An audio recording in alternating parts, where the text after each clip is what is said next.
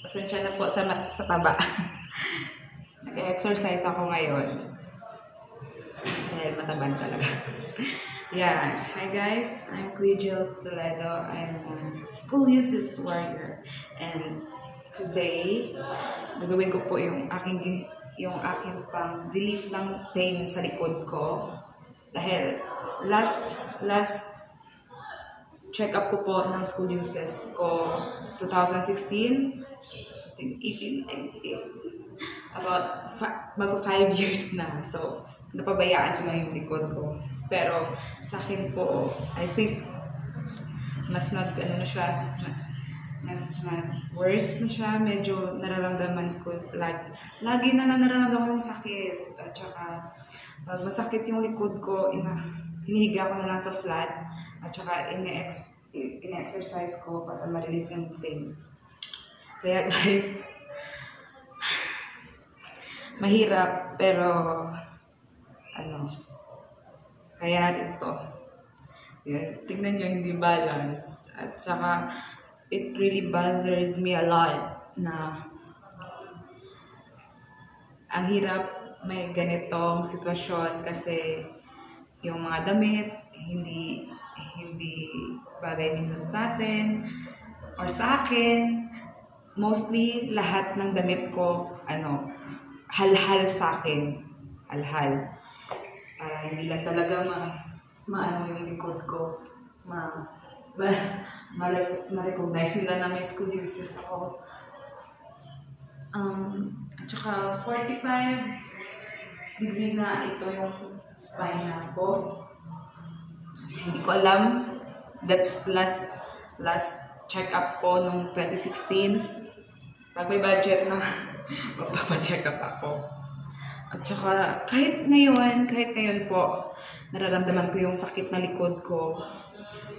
Dito, at saka dito,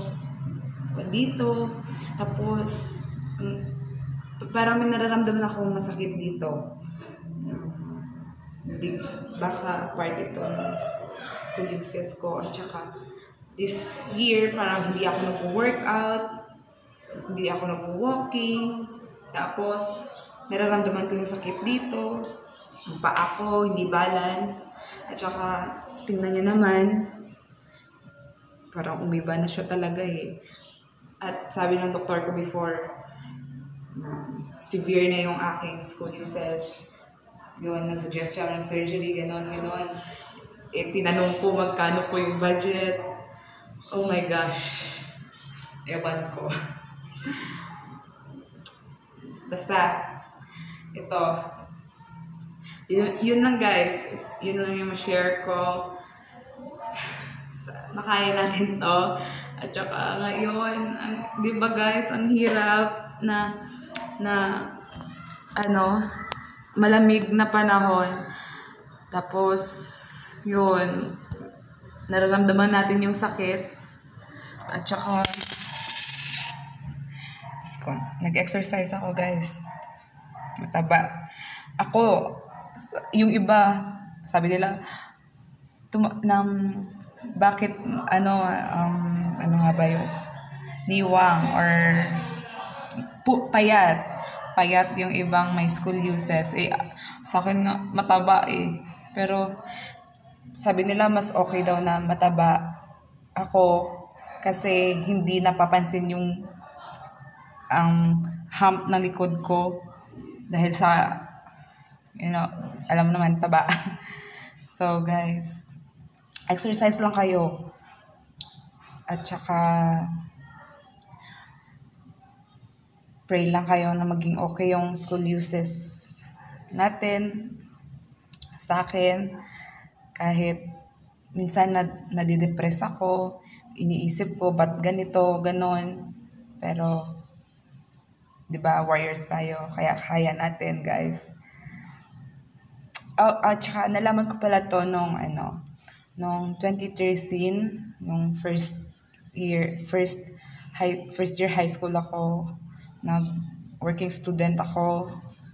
Tsaka, nung time na yun, nakahiga ako, kinakapkapan ko yung aking tiyan. Sabi ko, ba't may iba?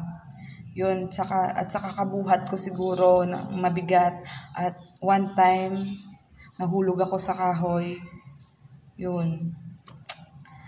Sige guys, kaya natin to.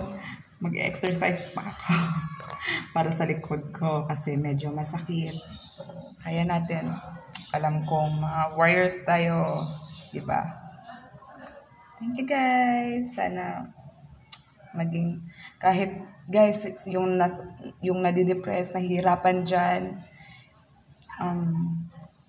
Alam kong strong kayo. Kaya natin tong may mga scoliosis na severe na kaya ko nga sa ilang taon. Pero pray lang po tayo. Pasensya na po, utol-utol at saka at saka hindi ako magaling sa Tagalog kasi Ilongga. Thank you guys. Sana maging okay ang lahat. Maging okay ang lahat. Yung kabila ko hindi balance. My gosh. Okay guys, bye-bye.